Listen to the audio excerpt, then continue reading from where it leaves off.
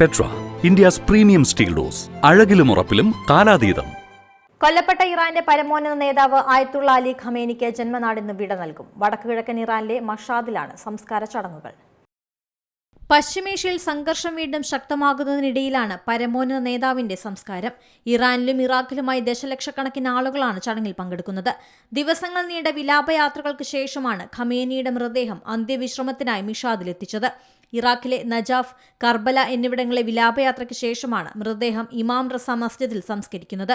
1989 മുതൽ 36 വർഷക്കാലം ഇറാന്റെ പരമോന്നത നേതാവായിരുന്നു. 86-ാം വയസ്സിലാണ് ഖമേനി കൊല്ലപ്പെട്ടത്. സംസ്കാര ചടങ്ങുകളിൽ 1 കോടിയിലേറെ ജനങ്ങളാണ് പങ്കെടുക്കുന്നത്. പിൻഗാമിയായി പ്രഖ്യാപിക്കപ്പെട്ട മുജ്തബ ഖമേനി പൊതുവേദിയിൽ പ്രത്യക്ഷപ്പെട്ടിട്ടില്ല. പിതാവ് കൊല്ലപ്പെട്ട അതേ ആക്രമണത്തിൽ മുജ്തബയ്ക്കും പരിക്കേറ്റതായി റിപ്പോർട്ടുകൾ വന്നിരുന്നു. യുദ്ധഭീതി വീണ്ടും ഉടലെടുത്ത സാഹചര്യത്തിൽ മുജ്തബ ഒളിവിൽ തുടരുന്നുവെന്നാണ് റിപ്പോർട്ട്. ചടങ്ങിനിടെ 3000 ആളുകളെങ്കിലും കൊല്ലപ്പെടുമെന്ന റിപ്പോർട്ടുകളും പുറത്തുവരുന്നുണ്ട്. ഇതിനായി കുഴിമാടങ്ങൾ തയ്യാറാക്കിയിട്ടുണ്ടെന്നാണ് വിവരം. കൊടും ചൂടും തിക്കും തിരക്കും ആളുകൾ മരിച്ചു വീഴാൻ കാരണമാകും. ഇറാനിലെ രഹസ്യാന്വേഷണ ഏജൻസികളുടേതാണ് ഈ report. International desk, Zee Malayalam news. ഏറ്റവും പുതിയ വാർത്തകളും വിശേഷങ്ങളും വിരൽത്തുമ്പിലറിയാൻ സീ മലയാളം ന്യൂസ് എല്ലാ ഡിജിറ്റൽ പ്ലാറ്റ്ഫോമുകളിലും ലഭ്യം.